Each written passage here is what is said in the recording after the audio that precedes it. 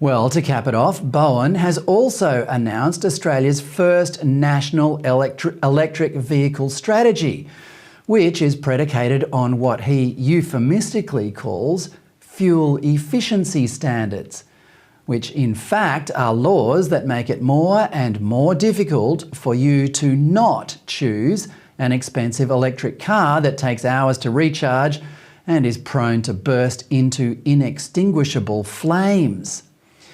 He sold that policy by saying this, quote, "Fuel efficiency standards are standards which outline how much pollution, or specifically carbon dioxide, a car will produce when it's running." Well, did you notice the caveat? When it's running. Never mind the fuel efficiency standards when it's recharging. Those standards don't count because when you plug in an electric car to recharge, you don't smell fumes. And Bowen thinks you are too stupid to realise that the energy being stored in the car's battery is from a coal-fired generator somewhere outside the city.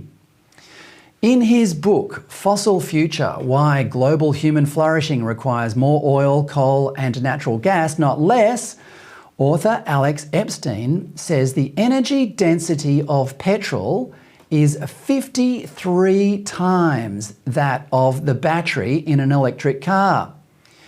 And not only that, an internal combustion engine only produces energy at the very moment you need it, which is when you press down on the accelerator. An electric car, meanwhile, runs on energy generated tens or even hundreds of kilometres away, which is then transported on wires that shed some of the energy and is stored in a relatively inefficient battery. You couldn't imagine a less efficient way to power a car. But Bowen thinks this is the technology of the future. How easy would it be for a federal opposition to ridicule Bowen's mad plans and point out that he is destroying Australia's prosperity, the prosperity on which we all rely in order to raise our kids and enjoy life? But for the most part, the coalition opposition has ignored this, even while the government's policies destroy industries and raise the cost of living.